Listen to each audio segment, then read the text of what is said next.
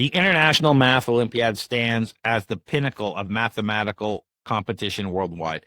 Since 1959, this annual contest has challenged the brightest young mathematical minds from over 100 countries. Each participant faces 6 problems over 2 days, with each lasting 4.5 hours. These aren't routine calculations or textbook exercises. They're creative puzzles that demand original thinking, elegant solutions, and watertight logical arguments. Now comes along the International Math Olympiad problems. AI research emerge as a critical benchmark. So this is a new benchmark because the problems cannot be solved through memorization or pattern matching.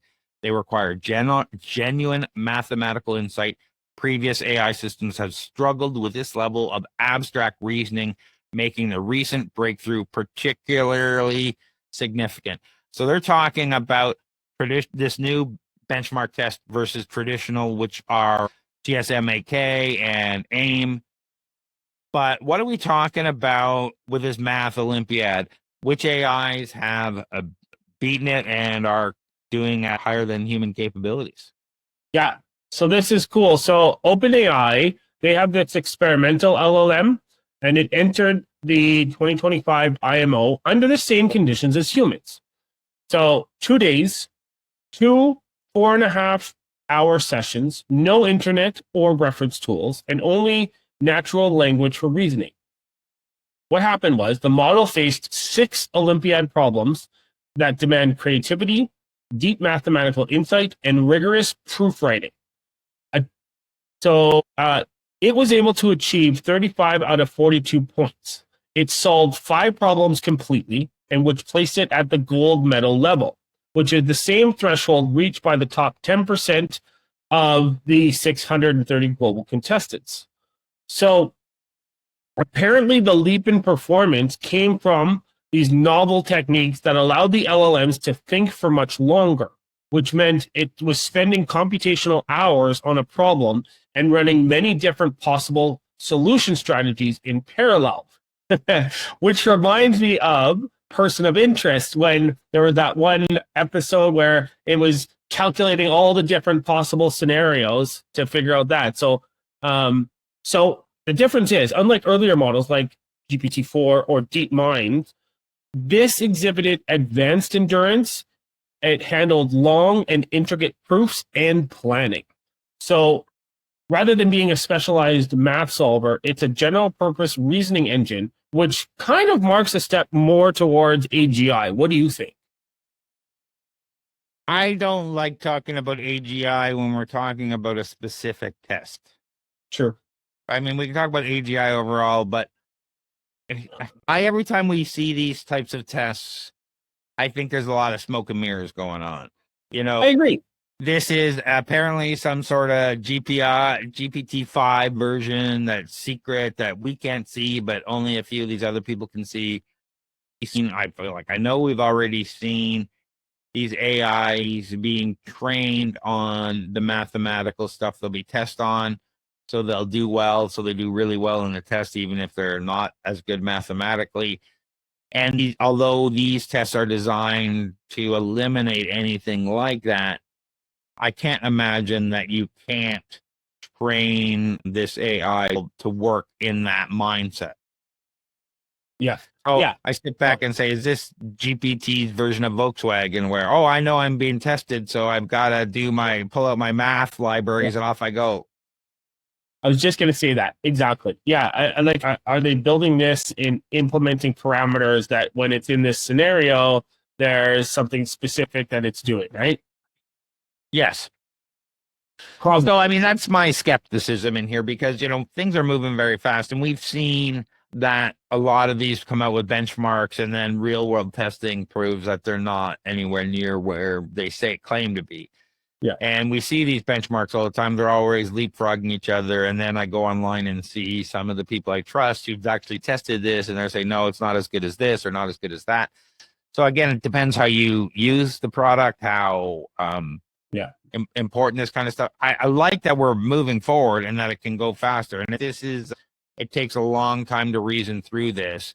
And I'm curious to see, obviously they're using different techniques and than we are allowed to use. And I say that if you're using almost any model and you go over 100,000 token context, I'm using 1 million context token LLMs and more, and you get over 100,000 and they start to lose their mind. Doesn't really matter.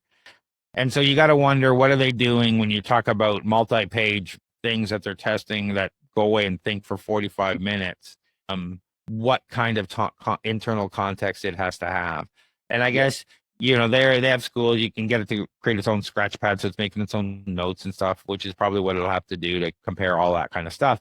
But it seems like that's capabilities that we don't have access to right now.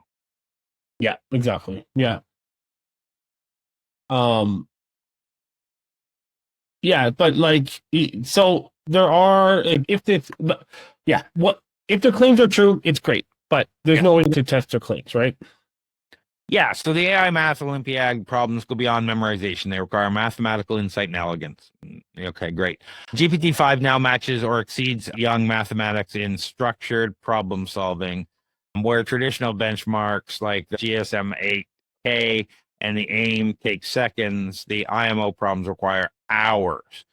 Previous top models like DeepSeek R1 couldn't meddle in competitive mathematics. AI-generated solutions include full logical argumentation, not just final answers. So it's interesting. And if you sit back and say, great, if you are, looks like this is, 30% more achieving better year over year as we go from a mathematical standpoint. But we go into this and say, great, it's this much better at solving mathematical problems. But is that make it a better coder? Does that make it better at language? Does that make it better at all these other things? Or is it just better at math because we really worked hard on making this a math expert? That's exactly it. Yeah. Yeah.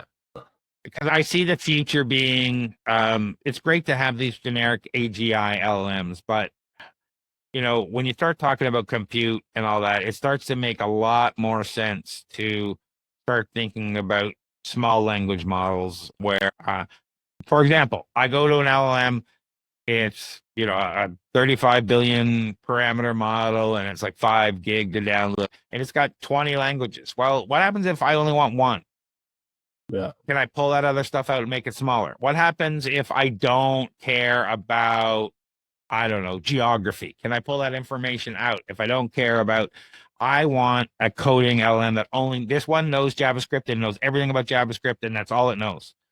Bam. This one knows about this language. It's all it knows, everything. It's got, so we have less coding errors when it's trying to do stuff. And it doesn't care about what language you're in or whatever. It's just doing this.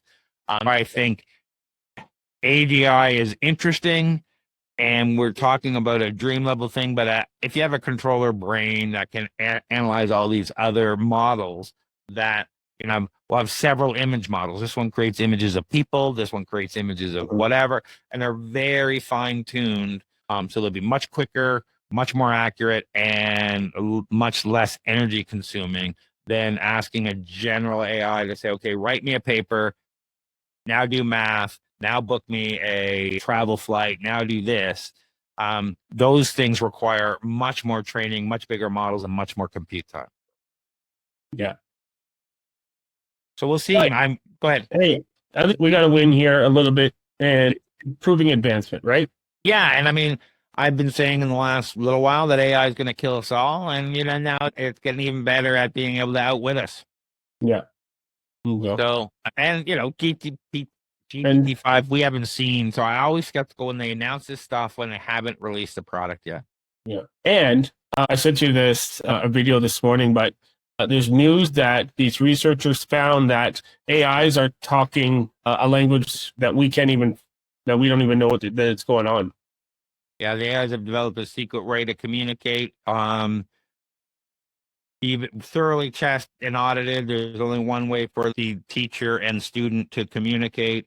It's only through what have you, and it's fully tested, yet somehow it's able to communicate a bunch more other information through that document, through the text, through whatever, and they can't figure out how.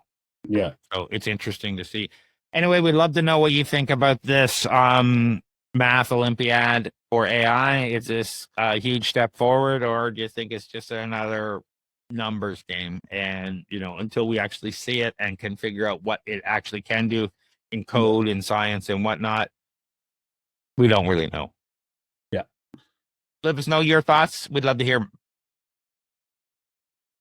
What do you got going on?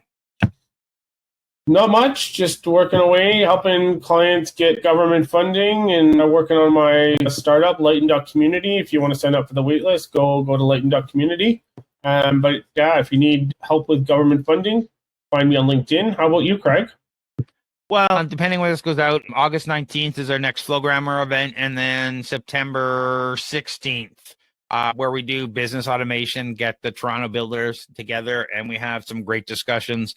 We were mentioning at the top of this that there were some great discussions around Claude versus some of the other platforms, and there was some great discussion about how they're all going to go away, Lovable and Cursor, because they're burning billions of dollars, and two, the actual AI companies don't want to lose that revenue to these third-party companies. So OpenAI, Claude themselves want that revenue. So it's only a matter of years before, that is built into these products.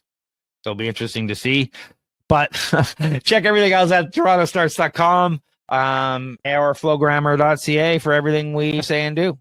And Awesome. John, if they're looking for non-dilutive funding, where do they go? Yeah, find me on LinkedIn, John Irwin.